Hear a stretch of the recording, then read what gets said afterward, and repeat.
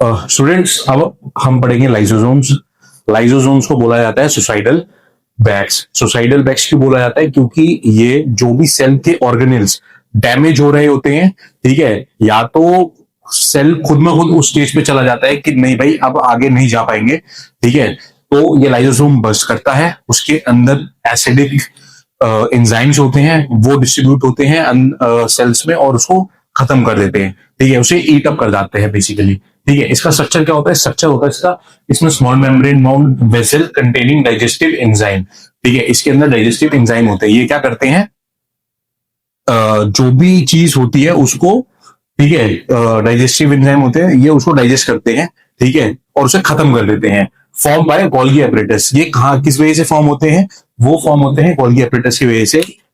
अब ये एक अलग प्रोसेस होता है कि गोल्गी एपरेटस की वजह से किस तरह से फॉर्म होता है, 9th स्टैंडर्ड में ये भी नहीं पढ़ना है, ठीक है।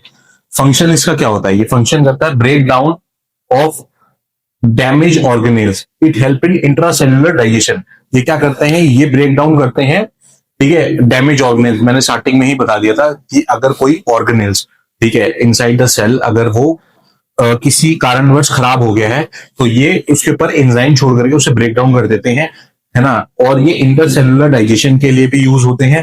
Can self destruct the cell, ये मोस्ट इंपॉर्टेंट पॉइंट है, ठीक है, इसको मत स्किप करिएगा एग्जामिनेशन पॉइंट ऑफ व्यू से।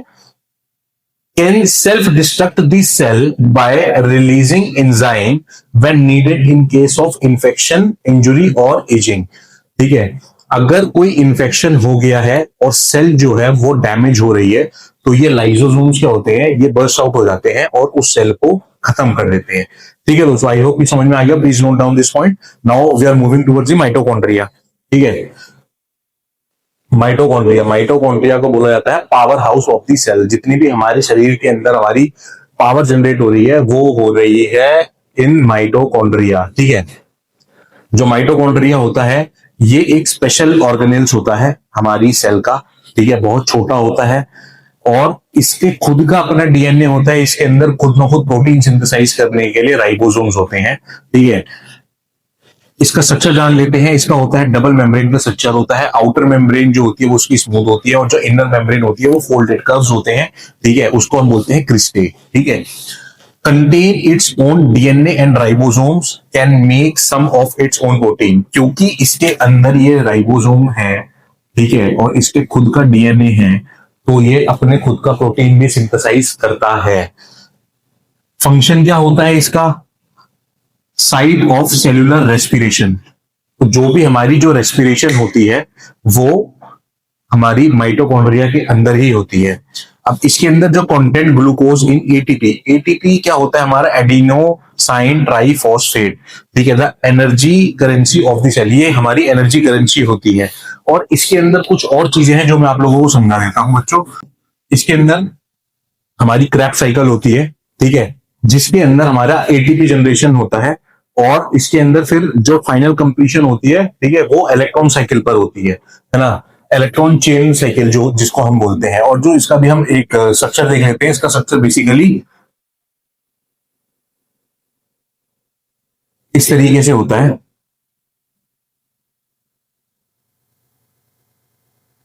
ये मेरी आउटर मेम्ब्रेन होती है जो कि स्मूथ है। ये मेरी इनर मेम्ब्रेन है जिसको हम क्रिस्टे बोलते हैं। यहां पे हमारे राइबोसोम्स होते हैं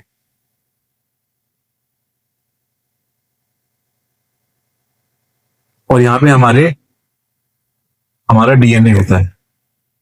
अंदर की साइड पे हमारा मैट्रिक्स होता है। ये मेरा डीएनए का जो होता है, ये आर्किटेक्चर मतलब इस तरीके से हमारा जो माइटोकॉन्ड्रिया होती है, सॉरी, माइटोकॉन्ड्रिया इस तरीके से होता है सेल के अंदर। अब जो स्पेशलिटी होती है सेल्स के अंदर, एक से कई ज्यादा माइटोकॉन्ड्रिया भी हो सकते हैं। जैसे कि जो हमारा लिवर होता है, ठीक है, हमारे लिवर के सेल्स जो होती हैं उसके अंदर दो माइटोकॉन्ड्रिया होते हैं। ठीक है, क्योंकि उसको मेटाबॉलिज्म को एक्टिवेट करना होता है, ज्यादा प्रोसेस करना होता है, तो इसलिए वहां पर 2 माइटोकॉन्ड्रिया होते हैं।